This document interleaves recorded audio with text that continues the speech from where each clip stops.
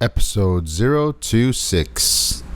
I mean, I'm a big guy. I was, 6'4" and 240 pounds, and I'm on my knees, and I'm praying, and I'm crying, and I'm like, this was more days than not. I'm like, this something. I don't know what I'm doing wrong. I don't know what's changed. I don't know how to fix it. Welcome to SocTalks.com, where inspiring authors, speakers, and masterminds share their stories with you. Let their stories ignite your passion, accelerate you on your path, and annihilate your limiting beliefs. Now, here's your host for SocTalks.com, Socrates Zayas. Boom! Let's get it started. Today on SocTalks, we have an international marketing professional and seven-figure earner. He is credited for producing 75 six-figure earners and is on his way right now to outdo everything that he has done in the last 20 years. Who is the Superman? Dale Peake. But I'll let him tell you more about himself. Okay, Dale, are you ready to ignite passions, accelerate journeys, and annihilate limiting beliefs? Boom, Sock. What's going on, my friend? All right, Gail, do me a favor, man. Let's fill in the blanks. Who is the real Dale Peake? All right, man. Well, I appreciate the opportunity to be on here with you, Sock. Guys, I'm 45 years old. I live up here in Grand Rapids, Michigan, and my background is 20, like Sock said, is 20 years in the direct selling MLM world. And you know, when I first took a look at this style of business in the MLM world, you know what? I was 25. I was young and dumb, and I was I was intrigued with the first company that I ever took a look at. I remember very clearly. It was a funny situation. I was invited to come to a presentation, and I was working, Sock. I was still working about 80 hours a week in my regular job, and so the day came to go to the presentation, and I was a complete no call, no show. I completely blew the guy off and didn't go to the presentation. And he called me the next day. He said, "Hey man, where were you?" And I said, "Well, I had things come up, and typical excuses we get from everybody." Mm-hmm. And he says, "Hey, I got a buddy of mine on the line, and this guy shared a story." And I said, "Okay, I'll meet you guys next week when next week when you're back in town." So that day came. I got home from work. I looked at the clock, and I thought, man, there's just no way. I'm not going. I'm not going to this. I don't want to go do Amway, or any. I was tired, but I was also broke. And I remember my wife at the time, she says, "You know what, Dale, you got to go. You gave your word. You gave your commitment. So we're going to go." And so I went to that presentation, Sock, and I got involved with that company, and it was the first thing I ever did. 90 days in, we were killing it. And but I was, again, my goals and my dreams were not in alignment with what I was trying to get done. And I remember, this was back in the old days, I remember sending a fax to my sponsor in the middle of the night one night. And I said, "You know what, take me off your list, I quit." Wow, that's deep. And, like a good sponsor, he didn't respond. But what he did the next day is he called all my team and invited them to an event in Chicago. And so I began to hear that all these guys were going to Chicago. And so a week after I quit, I called my sponsor and I said, "Hey, what's going on in Chicago?" He goes, "What do you care? You quit." I'm like, wait, no, I'll be good. Can I come? And he goes, "Yeah, you'll be good. You're going to sit in the front row and you're going to take notes." So 7 of us ended up going to that event, Sock, and that was truly the launch of my career. We came back 4 days later, and we had over 70 people in the room, and that was a true defining moment for me, and it taught me a lot about this business, this style of business, and that it's. You just got to continue to build that depth. You got to continue to build the relationships, not just with the people you enroll or you sponsor, but with their personals and their personals and their personals. Because if that gentleman had not did what he did and he just said, to heck with this team, I might never have done anything more than the 90 days that I was in before I quit. Right, but let's before we move forward, you said a lot of things in there that are super powerful. Okay, so first of all, there was a mindset shift that was forced upon you. Right, and that mindset shift came when your sponsor chose to down tap, which some people actually find to be intrusive. You know, so when he down tapped you, and then you figured this out, you reached out to him, and then he played a little hard with you, but there must have been a mindset shift for you. And could you tell me a little bit about what that might have been? Yeah, absolutely. I think the biggest mindset shift is I didn't want to be left out. I went from I don't want to do this to wait, you can't do this without me. I'm still the leader, even though in my head I was like, okay, I had a bad night, forgive me, let's move on. All of a sudden, I wanted it more. In that week time frame, I had quit.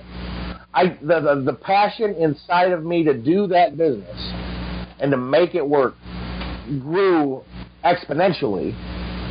Even though I didn't realize it, but when I didn't really realize it, but it was growing. But it was for me, the mindset shift truly was, hey, wait a minute, that is my team, and I want to be their leader, and I wanted to go, and I want to not be left out. Now, just so the listener can get a concept on it, we're not talking about a team of like 200, 300 people, right? I mean, there was just a... No, there was 7. Okay, so 7. So yeah, because it kind of sounds as if it was really big, and I don't want to put in the mind of the listener that, oh my gosh, yeah, but he started out and he had a huge team and stuff like that. So no, we're talking about a manageable, small amount of people. When you start, even 5 or 6 people seems like a lot because you're so reluctant in the beginning to even do the business, right? Absolutely, and most. I think most people. I mean, they get their first 5, 6, 7 people that want to build an organization with them, and man, that's really all it takes to fire up and create a dramatic, long-term organization. 4, 5, 6 leaders working together, and you can make magic. Absolutely. So listen, let me give you a quick introduction to SocTalks. So in brief, SocTalks is all about the guest stories, okay? I feel that stories are what create rapport, and people resonate best with them. I think that that's what really, moves people in a more immediate condition towards their vision, their dreams. So Dale, if it would be okay, could you share with us a failure story, a worst moment in your business, man, that you like, wow, if this wouldn't have happened, or if this, things might have been different. Could you share that story with us? Yeah, I think I've been thinking about this one because I'm such a positive person. Maybe I just block out the failures or the negativities. But I had built an organization just a few years ago. At the peak was 3.8 million in monthly sales volume, and I got fat and lazy. Honestly, Soc, I wasn't paying attention. I was traveling around doing events and things like that, but I think I had lost track of my leaders, and I had lost track of helping them monitor their incomes, and I wasn't seeing the trends that were going on, not just in the team, but even in the company, and what took us 20 months to build 3.8 million in sales on a monthly basis was just over 2 years later it was over. I mean, and we were down underneath 200,000 in sales, and to me, I look back at that and I think if I would have paid more attention, if I would have been a better leader, more importantly, a lot of my leaders, the leaders that run that team, had bailed and had gone to other companies, and honestly, that was very, very difficult because we were so close as a team, and as people started breaking off and going in other directions, it was like divorce after divorce after divorce, and emotionally that almost crushed me. It honestly took me a long time to recover emotionally from that over the course of the few months following after I had resigned from that company. So tell me, I want you to express to me how that really felt. I mean, what did that look like? What did it really look like from your? You did a great job sharing what you said right now. Okay, you did a great job. But I mean, what did that really look like in the morning when you woke up? I mean, you $3 million a month in sales. Yep. Okay, to 200,000. All right, that's huge. Okay, so how did that? What did that look like? On a daily basis to you? Tell me that. I would wake up every morning and I would look at the reports and I would say, what is going on? We're putting new customers in, we're enrolling new people, but we can't keep anybody. And I'd get on the phone with the owners and in my support, in my upline, and I'd be like, you guys see this? No, it'll be fine. Everything's fine. And it became like I was beating my head against a wall. I'd look at myself in the mirror with tears running down my face going, what am I doing wrong? And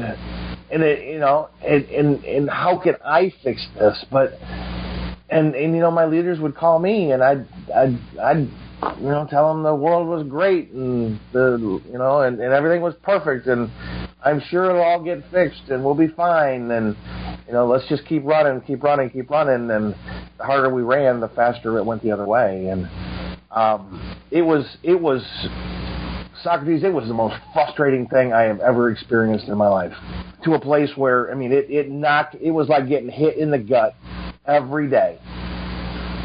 By Mike Tyson. I mean, it was ugly. Emotionally, I'm a big guy. I was, 6'4" and 240 pounds, and I'm on my knees and I'm praying and I'm crying and I'm like, this was more days than not. I'm like, this something. I don't know what I'm doing wrong. I don't know what's changed. I don't know how to fix it. And in my head, the devil kept playing that, you're a failure. You're a failure. See, you're a failure. And I almost believed it. And I almost walked away from direct sales completely. Wow. So, Dale, let's jump in a time machine. Okay. All right. So right now, we have the technology, right? We jumped in a time machine. We get to go back, right? There's no time continuum disruptions, nothing like that. But you get to walk into a room where you're on your knees, man, and you're in tears. What do you say to Dale?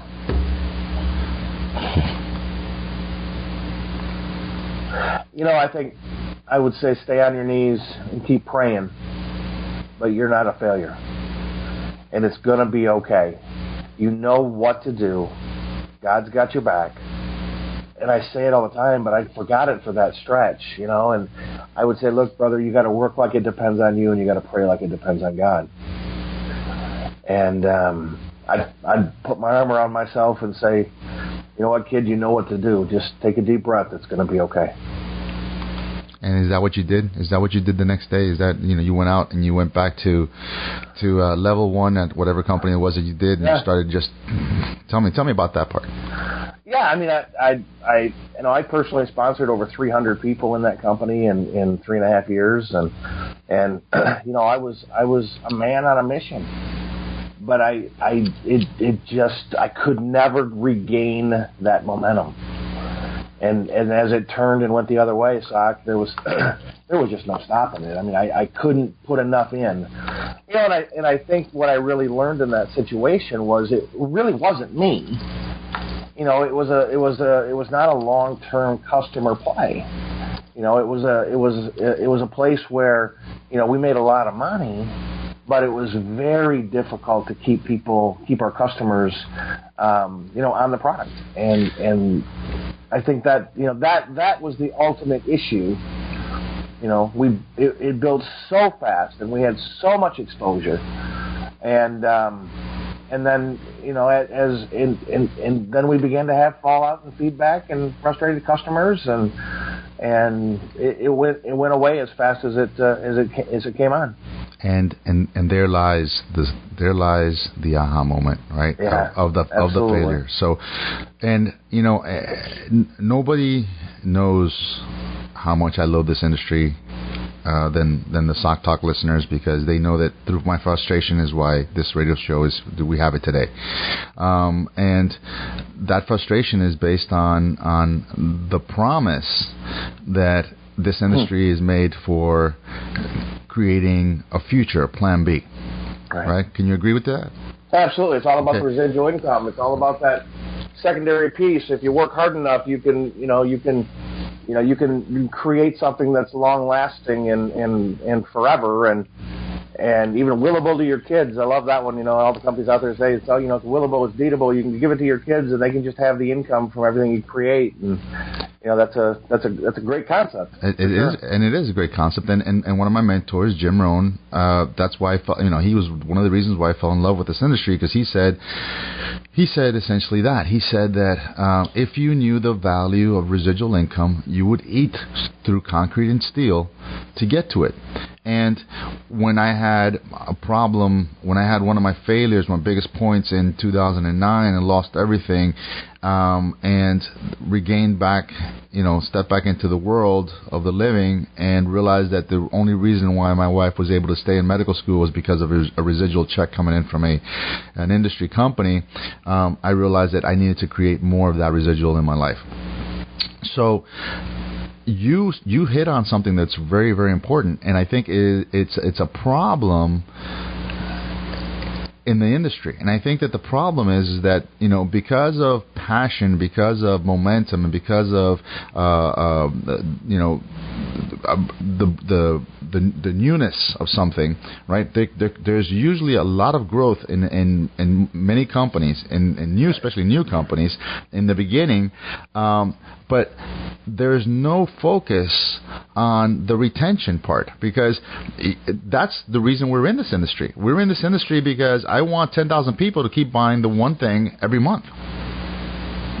Absolutely. Right? Or 100,000 or 200,000. Absolutely. 100,000 or 200,000 or whatever. Absolutely. Exactly. So now, and I'm gonna take a wild leap here, right? Because you and I are both, Christian men. I'm gonna tell you that, in my mind, the first marketer was Jesus Christ. He started off with 12 people. He started out with 12 people, right? He started with 12 people. It even had one hater.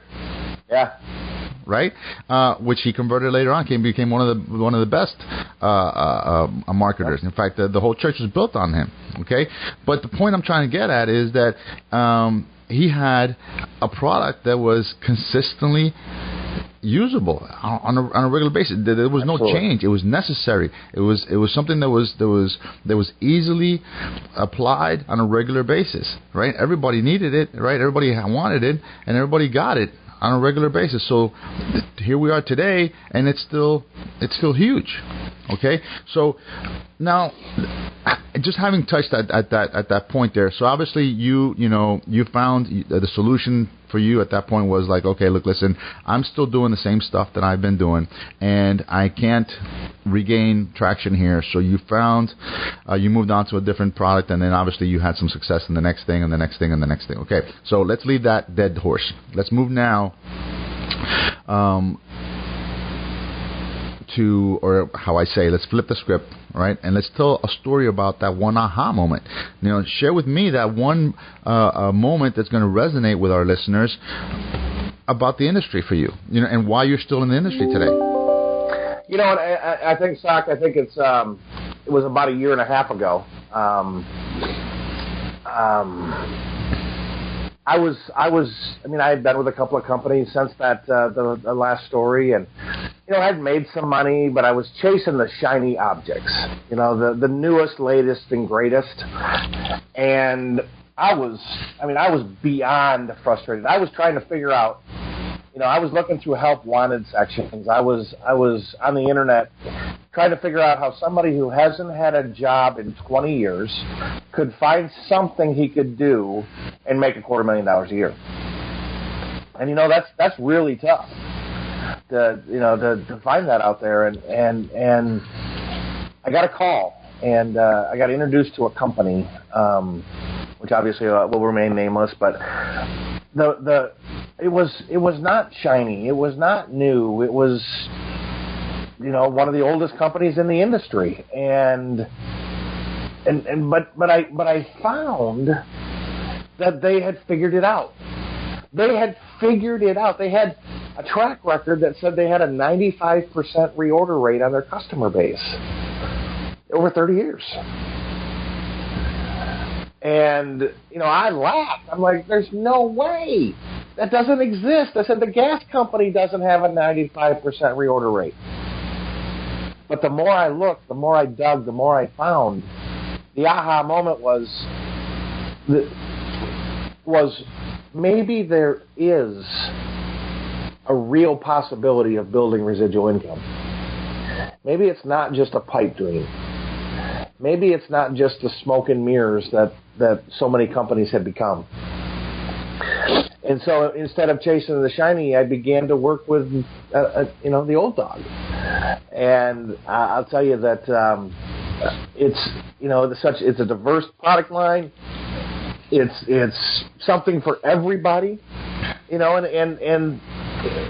they don't have to inflate the pricing to pay the commissions. I think that's the important piece. They're not negotiating with, Amazon resellers, and they're not inflating, a product just so that there's a comp plan attached to it. And that moment for me, Soc, about 15 months ago, has drastically changed my life. Right. So that's 15 months ago. So 15 months since that period of time, you have seen basically your entire 20 years flash before your eyes, right? Is that what I'm hearing? Yeah. What I've seen is that I finally made a good decision. And I say that jokingly, but I've learned so much over that 20 years. And some of it was truth and some of it maybe wasn't. But what I think I've learned as much as anything else is that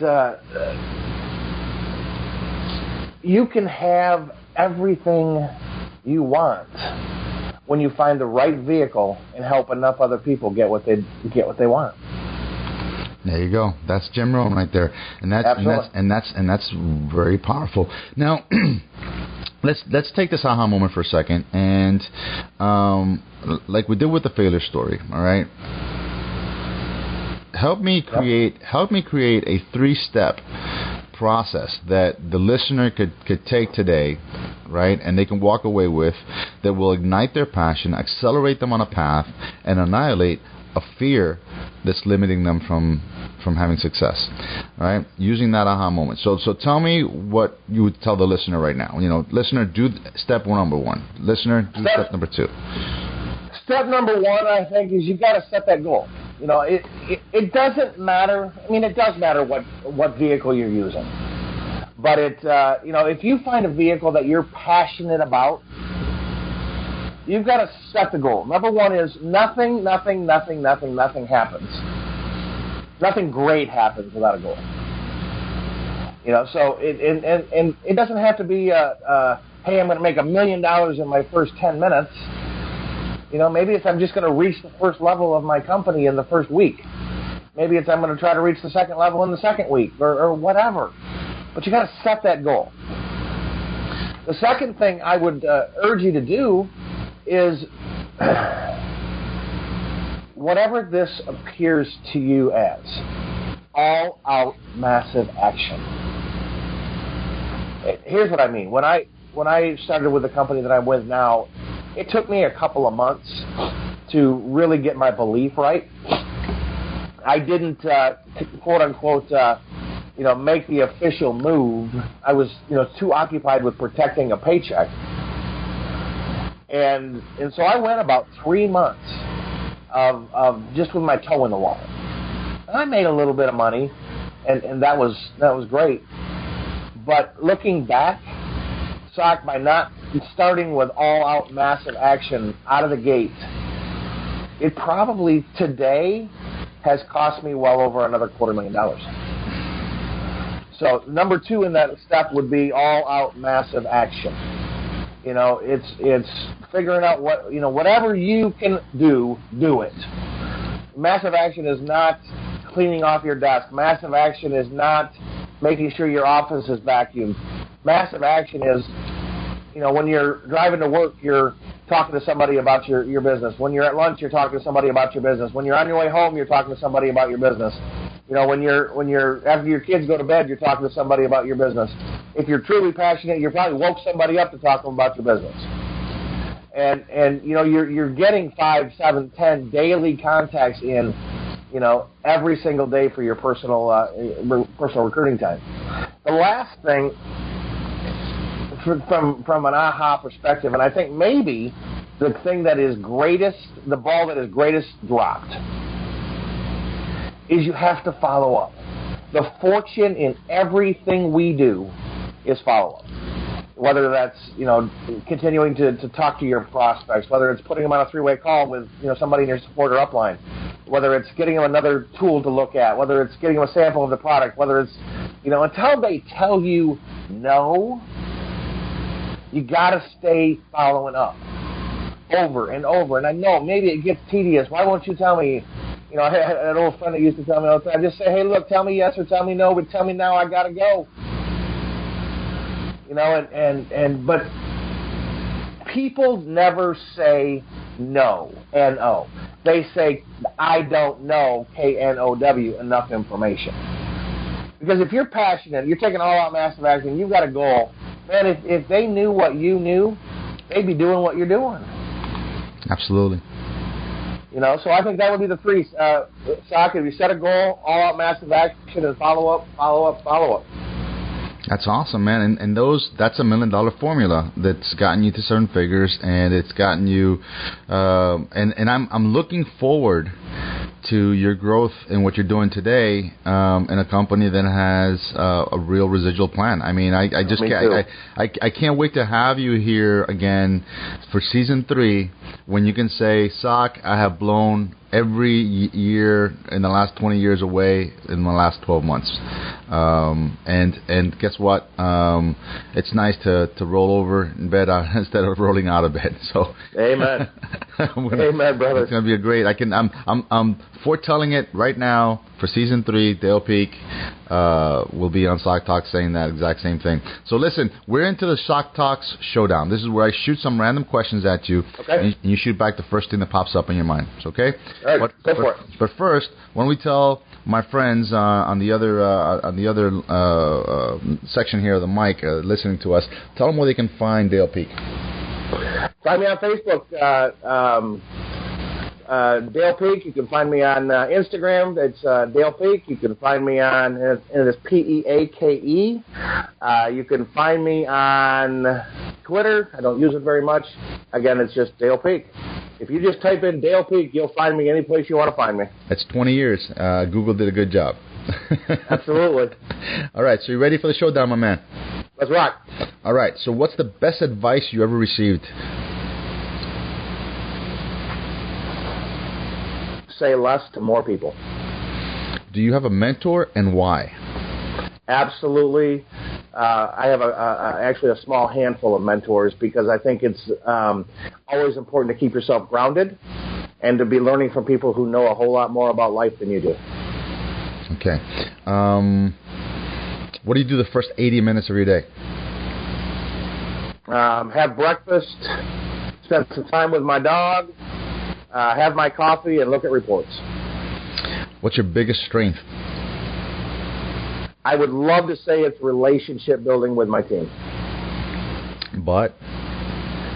Maybe it doesn't always work that way, but probably my biggest, I would love to say relationship, but probably communication. Okay. My ability to communicate the mission, the passion, the opportunity. And what's your biggest weakness? Organization. Okay, so this is the coup de grace. Okay, this is the big question. It's going to take a little bit of time for you to think through this for a second, but let me set it up. Okay, so you wake up in an alternate universe. Everything that you had is gone. Your clothes look, familiar, but they're definitely not your clothes. You've got a wallet, $500 cash in that wallet. You have a smartphone. You open it up, no contacts, no last calls made, nothing. Okay, what do you do? Well, the first thing I'm gonna do is, because I do remember my enroller's number, is I'm gonna call him and get myself re-enrolled. And and then I'm gonna be in the public. I'm gonna go find people. I'm gonna go meet people. I'll walk around the malls. I'll sit in the coffee shops. Without a contact base. If somebody ever comes to me and says, well, I don't have anybody left, I mean, the only answer is you got to go meet people. Exactly. And you got to be friendly. You got to be awesome. You can't be the hype guy or the pitch guy. You've got to be a friend. You go make relationships. There's no such thing. What does that look like? Well, tell me for a second. Let's stop there for a second, because that's one of those terms that's loosely thrown around in this industry. So what does relationship building look like in Dale Peake's life? Well, I think it starts with, I learned this a long time ago, and it starts with what's called the FORM method, FORM. If I was talking to Socrates and you and I met at Panera Bread, we were just sitting there shooting the bull a little bit, and I'd say, man, well, tell me a little bit about your family. And you tell me about your kids and your beautiful wife, and so all right, well, what do you do for a living, bro? And and you tell me about your job, and you probably somewhere in there if you're the average human, you tell me how much you hate your job and how much you don't like working as many hours as you work, or you wish you could make more money. And then I said, well, man, what do you do for fun? Well, man, if I had enough money, I'd love to, go fishing. I'd love to do some hunting. I'd love to play golf. I'd love to travel, whatever the case might be. And depending on what they say, I might say something like, hey, so if money was no option, what would you do? If you could just write your ticket, what would you like to do? And the last thing is money, and that's kind of what I lean into there is I don't ask them how much money they're making. I just said, if money was no issue, man, well, what would you do? What would your life look like?